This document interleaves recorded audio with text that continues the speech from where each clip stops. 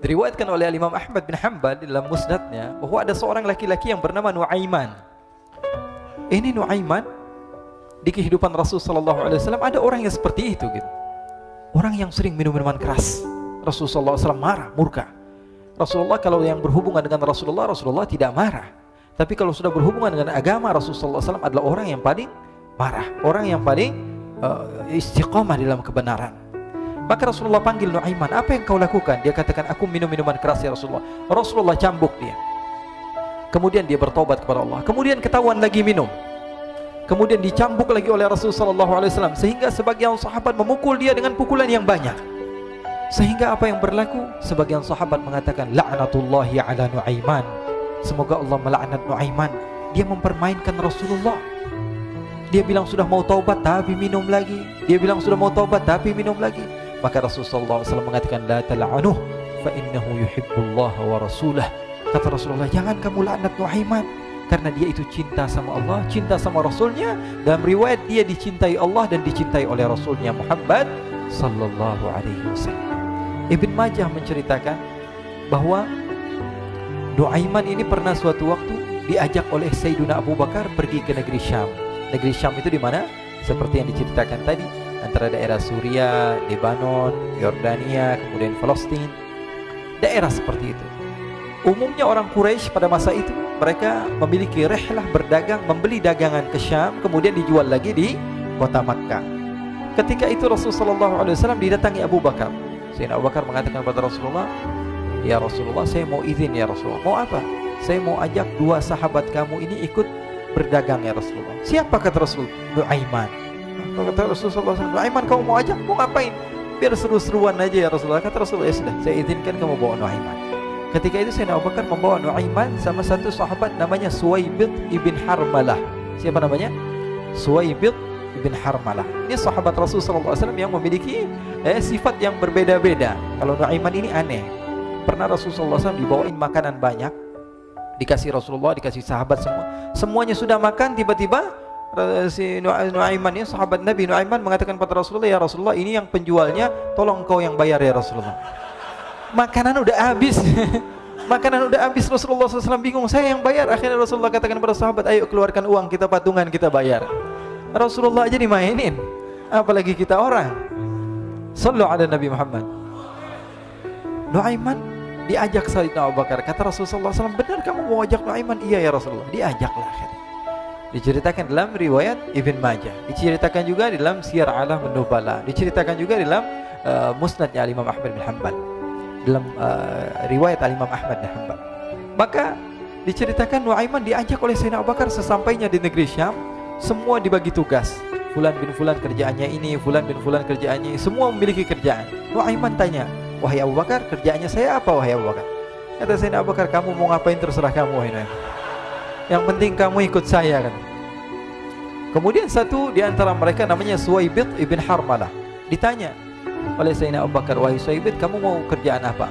Kata Suwaibid, terserah kamu wahai Abu Bakar. Kata Sayyidina Abu Bakar, kamu menjaga makanan, karena saya tahu kamu ini adalah orang yang senantiasa menjaga amanah. Suwaibid ini kalau disuruh maju dia maju, disuruh mundur dia mundur, disuruh ke kanan dia ke kanan, disuruh ke kiri dia ke kiri. Orang yang ikut aja. Kalau Nuaiman beda, disuruh maju dia ke belakang, kasih sen kanan ke kiri belok. Nuaiman itu orang yang berbeda. Maka Suwaibid mendapatkan tugas, semua mendapatkan tugas kecuali Nuaiman. Sehingga ikhwani, apa yang berlaku, apa yang terjadi? Sayyidina Abu Bakar pergi sibuk dengan kesibukannya, sehingga datanglah waktu siang. Nuaiman sudah lapar. Nuaiman cari makanan.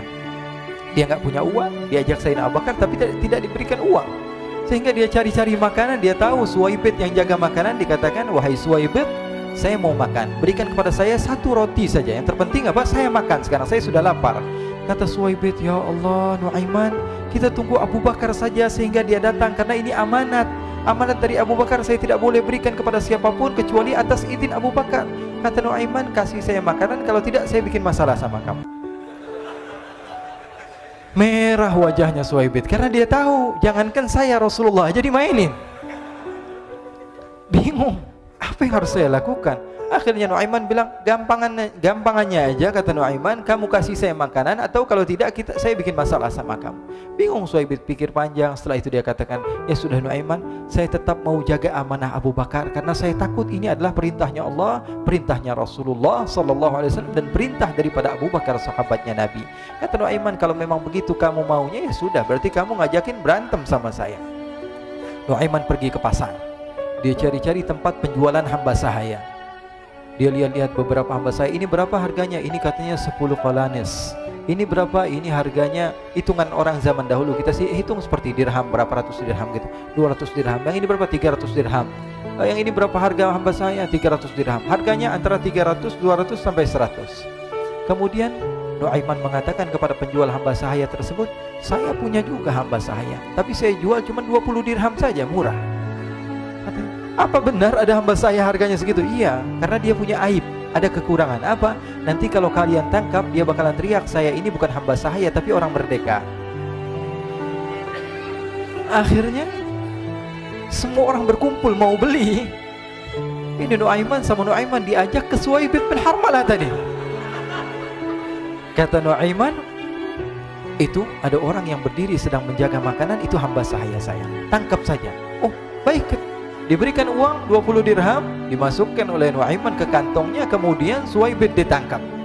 Ketika ditangkap, Suhaib teriak, saya bukan hamba saya orang merdeka. Maka orang-orang tersebut mengatakan, saya sudah tahu kekurangan kamu. Ini memang kekurangan kamu, memang kamu, tapi saya tidak perlu dengan bacot kamu, yang penting kerjanya kamu gitu. Ya kan hamba saya untuk apa? Untuk kerja. Mau dia ngomong apa, mau ngomel terserah, yang penting dia mau kerja. Akhirnya ditangkaplah Suhaib dan dijual di pasar.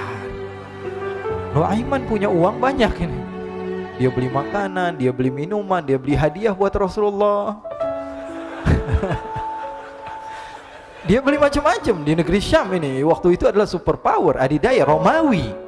Pada masa itu semua barang mahal, tapi Nuaiman banyak uangnya. Dia belanja ini, belanja itu, sehingga Sayyidina Abu Bakar pun pulang. Ketika Sayyidina Abu Bakar pulang, Sayyidina Abu Bakar cari, mana ini Suhaib? Kita semua sudah lapar. Kata Nuaiman dengan mudahnya dia mengatakan, sudah saya jual wahai Abu Bakar. Maka Sayyidina Abu Bakar bertanya, apa yang kau lakukan wahai Nuaiman? Diceritakan oleh Nuaiman dengan jujur. Nuaiman ini orangnya apa adanya, tapi nyusahin. Saya jual. Akhirnya dibawa oleh Nuaiman, Sayyidina Abu Bakar pergi ke mana? Ke pasar, lalu dibeli lagi oleh Sayyidina Abu Bakar As-Siddiq. Suhaib yang tadinya orang merdeka menjadi hamba sahaya sebentar, kemudian dibeli lagi oleh Sayyidina Abu Bakar. Pulang ke Madinah, kisah ini diceritakan di hadapan Rasulullah SAW. Maka perawi mengatakan, fadhahikan nabiyyu hatta badat nawajiduhu. Ketika diceritakan kisah Nuaiman tersebut dengan Suhaib, Rasulullah tertawa sejadi-jadinya sehingga gigi geraham Rasulullah SAW nampak di wajah mata para sahabat. Sehingga perawi lain mengatakan, 1 tahun berlalu Rasulullah, setiap ada tamu yang datang pada Rasulullah, Rasulullah akan ceritakan kisah Nuaiman menjual Suhaib tersebut. Jadi ada ikhwani, jangan kalian kira Rasulullah SAW itu hidup di satu masa sahabat-sahabatnya itu seperti ustadz-ustadz yang khusyuk, yang kayak Habib bin Anis ini banyak. Bahkan ikhwani, mungkin di akhir karena masanya sudah habis, pernah suatu waktu Rasulullah SAW didatangi asyraf, delegasi dari beberapa negara yang ingin mengenal apa itu agama Islam. Sehingga mereka datang ke rumah Rasulullah SAW membawa unta, kendaraan yang ketika itu kendaraan yang paling mahal mereka miliki. Itu untanya yang paling mewah. Diikat di depan rumah Rasulullah SAW. Tamunya pun masuk, duduk bersama Rasulullah SAW.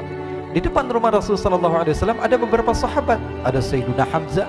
Kalian tahu Sayyidina Hamzah adalah orang yang pemberani. Ada Sayyiduna Umar. Kalian tahu Sayyidina Umar adalah orang yang pemberani. Ada Sayyiduna Ali bin Abi Thalib.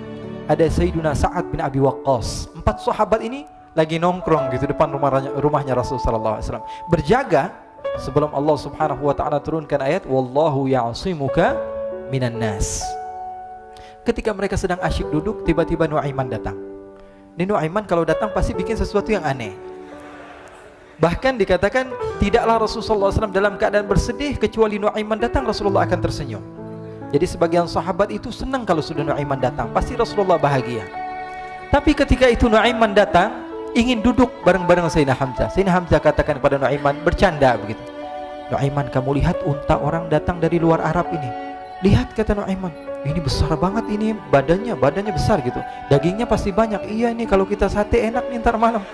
Kata Nuaiman.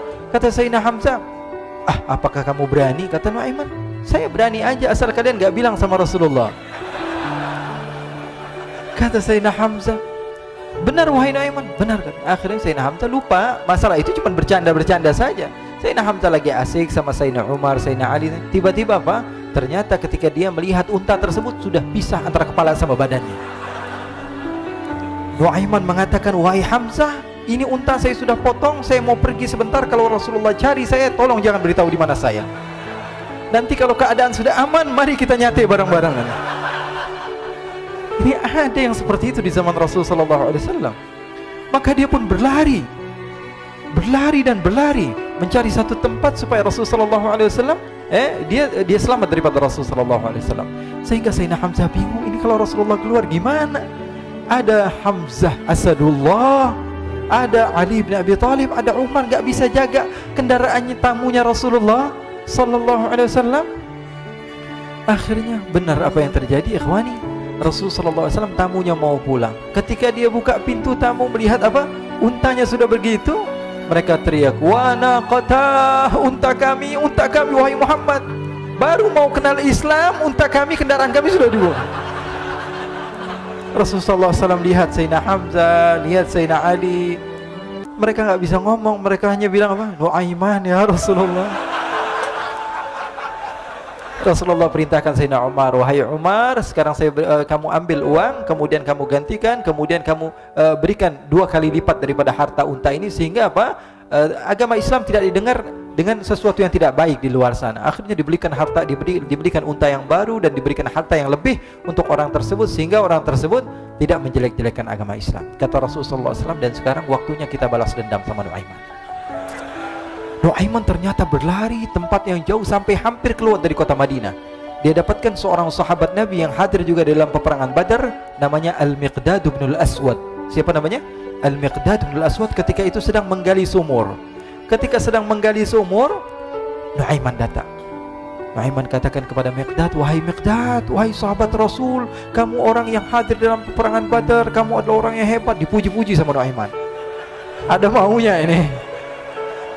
Akhirnya dia bilang, wahai Miqdad, tolong saya. Kenapa wahai Nuaiman? Kamu ini kekasihnya Rasulullah, orang yang disayang sama Rasulullah. Kenapa?